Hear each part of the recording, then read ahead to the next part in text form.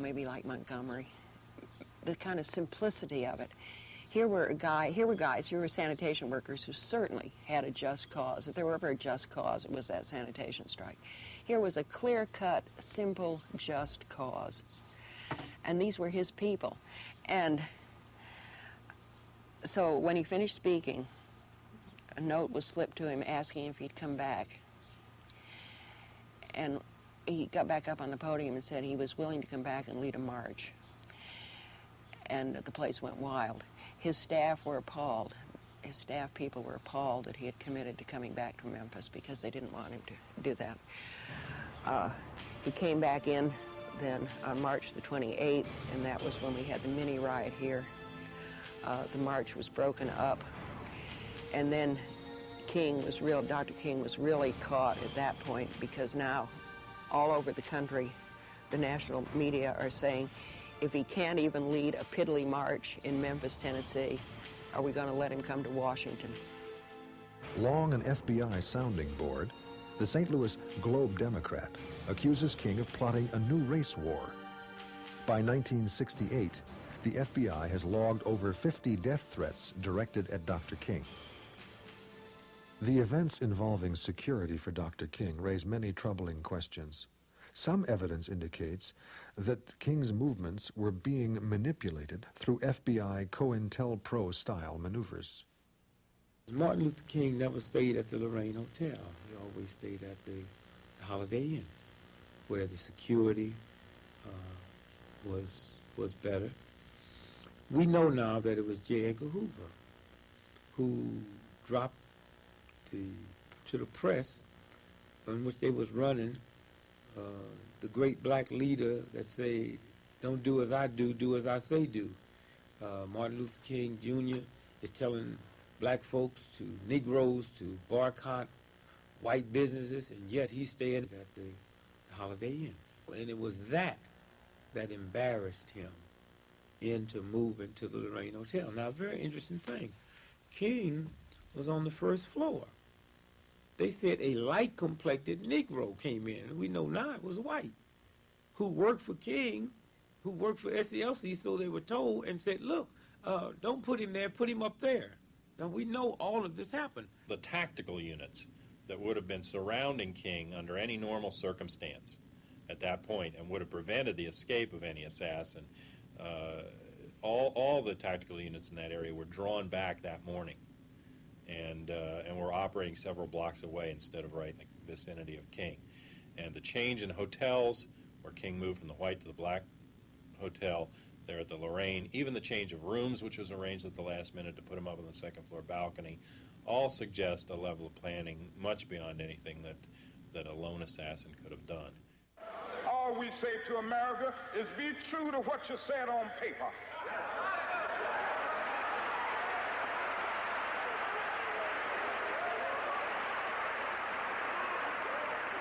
If I lived in China or even Russia or any totalitarian country, maybe I could understand some of these illegal injunctions.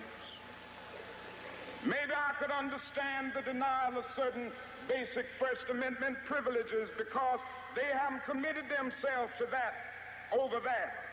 But somewhere I read of the freedom of assembly. Somewhere I read of the freedom of speech.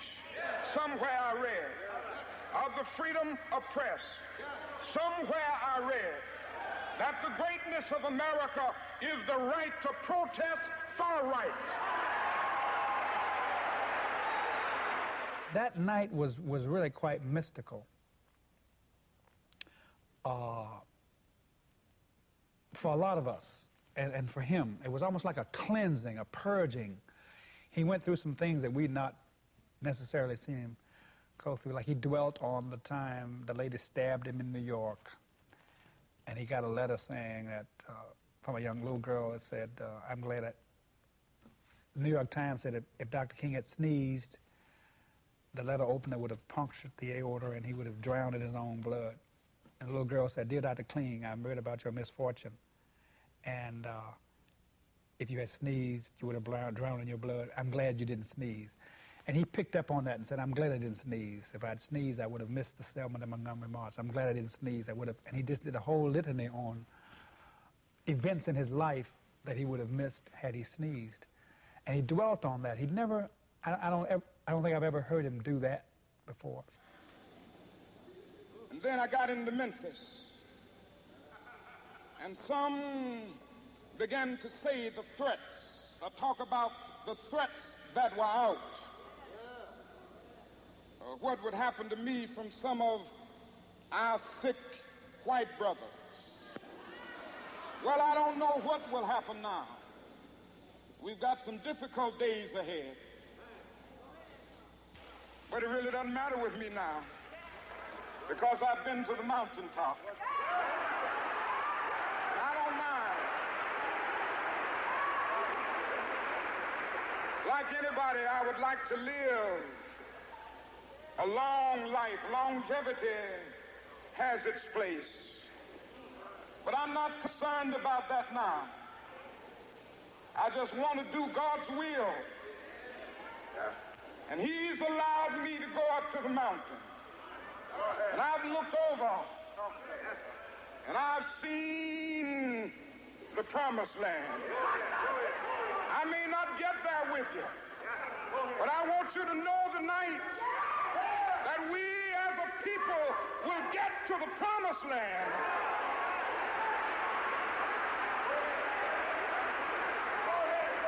So I'm happy tonight. I'm not worried about anything. I'm not fearing any man. Mine eyes have seen the glory of the coming of the Lord.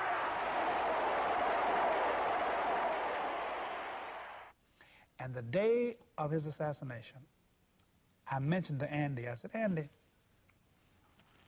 they're giving Martin's room number on the radio and television, because I kept hearing Dr. King is back in town to lead a march. He's in room 306 at the Lorraine Motel. Well, you just don't do that, which means that somebody had put it on the teletype, and every news person that came in to read it read that copy. Dr. King is back in Memphis in room 306 at the Lorraine Motel. And it was on. I said, Andy, we need to get that checked. He said, okay, yeah, we do. But we never did. Ray's story was that he came to Memphis. He said he stayed at the Rebel Motel, that he was not John Willard. He did not rent the room from Bessie Brewer, and that he met Raoul at the Rebel Motel the night before. Raoul was John Willard. That Raoul was going to rent this room, contact Ray the next day, and meet him at the rooming house. Somebody was moving Ray. Somebody was handling Ray. And on instruction, got into the area around the rooming house, but was not in the rooming house by his own story, and that's corroborated by other witnesses, but was in fact about a half-mile away changing a tire in a car around 6 o'clock, which is the time of the King shooting. So none of the things work in terms of Ray being the assassin or being in the rooming house. He is, like Oswald, another patsy set up. Well, so what happened the last hour of King's life? It's like 3 news people in a room, in a hotel room, waiting to go to dinner. You talk about news stuff. It was 3 preachers in a room talking about preacher stuff, talking about revival. I had to preach revival. Ralph Abernathy needed somebody to preach revival. Martin said, why don't you get Kyle to do it? He said, yeah, Kyle, what you doing? I said, I got to go to Columbus, Georgia for Fred Lofton, who pastors here now. He said, Martin said, man, anybody with good sense would rather spend a week in Atlanta than go to Columbus, Georgia. He said, but who said you had good sense? You know, in a good mood, good mood. He said, now, we're going to your house for dinner. I said, yeah. He said, now, Ralph said, I know your wife didn't cook because she's too pretty. Then somebody said, Martin said, well, it was just that kind of banter between preachers. He said, tell me, what do you think it was, Billy, that galvanized this community behind the sanitation workers? He said, man, this is a movement. This is really a movement. Then finally, about 5:45, on the porch, on the balcony, and there were some people out there, and he greeted them, and Jesse was down there. He greeted him, and somebody said, go back. Ralph was in the room putting on cologne. He said, there's going to be some pretty ladies there, so I'm going to smell good. Martin, somebody hauled up and said, Martin, it's going to be chilly, bring your coat. So he told Ralph, get my coat. Martin stood here and I stood here. He leaned over the balcony, was talking to Jesse at the very moment of the impact. I said, okay guys, let's go. I got about right here. Pow-yow. I didn't realize it was a shot until I looked over the railing and people were ducking. One shot. I looked back and Martin was mortally wounded.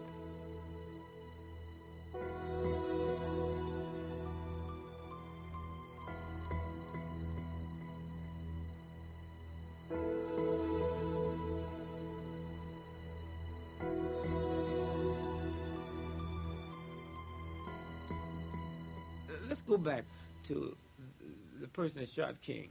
They ran through the flop house and looked the old, poor, snaggletooth white lady in the face named Grace Stevens. Well, she was the one in the room with the door open in the hallway. She's the one who saw the person come out of the bathroom and run down the step after she heard the shot. She's the one who was showing pictures later on and said, no, this is not the man. I said, she described the man so that there are at least two descriptions of the man, the one that fits the person she saw and the one that fits James Earl Ray. Then when she would not yield, they took the drunk husband, the drunk common law husband, as the one who had been the witness. And of course, he had seen nothing. They put words into his mouth and got him to give the description that they gave. And then, in order, as though to protect themselves, they saw to it that Grace got confined to a mental hospital as mentally incompetent. And 10 years after being in that nut house, when some decent folks decided to run and steal her out, when they crawled next to her bed in the middle of the morning, she never knew it was good people. She thought it was the same government people. And when they shined that light in her face, she said, I tell you now what I told you then, that's not the man. And the most mighty government in the world could not make her lie and say it was James Earl Ray. There wasn't any attempt to really try to place Ray. The witnesses in the situation did not identify the person who rented the room in the boarding house as Ray. I went into that boarding house. The physical condition of the boarding house is such that you couldn't get a shot off from that window. The window was almost completely closed. It's directly above a bathtub. To shoot out of it, you'd have to stand in the bathtub and then crouch down. In order to move the rifle in such a way that it would come anywhere near King, you'd have to be a left-handed person, and your left elbow would have to be punched into the wall of the bathroom. There is evidence of 3 people using the room, one of whom staged in the bathroom, a second person in the room, I believe, with these binoculars that were found in the package, watching for King to come out, probably in radio contact with each other, but basically sighters, not shooters, and a third actual shooter down below, who then aims at King from directly across the street behind the bushes and is seen by several witnesses. He even kicks one guy, Cornbread Carter, who's sleeping off an alcoholic drunk, there in the bushes, and he wakes him up, and this guy sees him, disassemble the gun and jump over the retaining wall. Several witnesses saw him jump off the retaining wall and meld into the crowd and then get on a scooter, and one of the cop cars tried to follow him out but couldn't get through the crowd. Following the assassination, James Earl Ray states that he picked up Raoul at the Main Street rooming house, dropped him off, and then drove all night to Atlanta, Georgia. Ray then takes a Greyhound bus to Toronto.